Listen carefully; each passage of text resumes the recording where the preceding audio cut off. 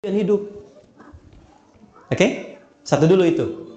Pada hakikatnya semua itu ujian apa?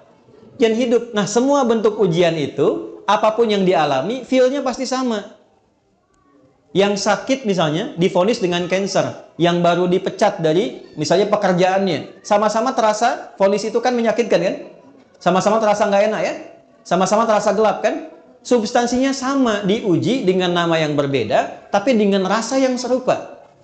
Semua kita dalam hidup akan mengalami peristiwa-peristiwa ujian-ujian itu dengan dua tujuan.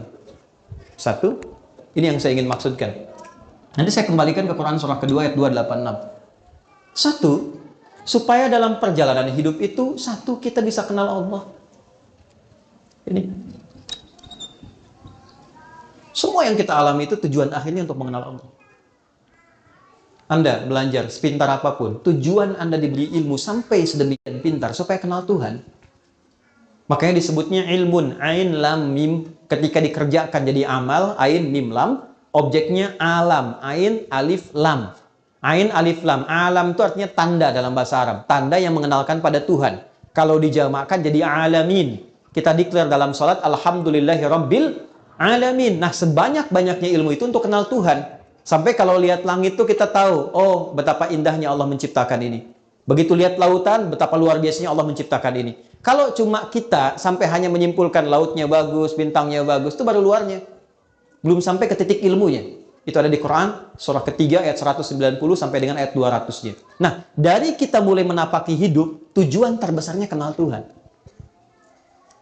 Anda kerja sampai kaya, sampai punya harta dan sebagainya. Silahkan. Tapi kalau sampai banyak harta nggak kenal Allah, ada sesuatu yang salah dalam episode kehidupan itu. Nah, ada orang-orang yang dikenalkan lewat sifat sukacita, suka. Hal-hal yang cenderung disukai. Dan bercita-cita untuk mendapatkan itu. Pintar, kaya, punya kedudukan. Ujungnya apa? Kenal Tuhan. Gimana caranya dengan harta itu kita dekat dengan Allah? Gimana caranya dengan kedudukan kita dekat dengan Allah? Ini konsepsinya ada di Nabi Sulaiman misalnya. Ketika dipuji, Anda begitu hebat bisa menaklukkan awan dan sebagainya. Apa jawab beliau? Hadza min fadli rabbi liyabluwani aashkuru am akfur. Ini keutamaan yang Tuhan titipkan pada saya hanya untuk menguji secara konseptual apakah saya kenal Allah atau tidak. Mengenal Allah dengan sifat sukacita disebut dengan syukur namanya. Oke? Jadi syukur itu bukan sekedar mengucapkan alhamdulillah di lisan kita dari nikmat yang kita terima. Syukur itu bagaimana kita mengolah nikmat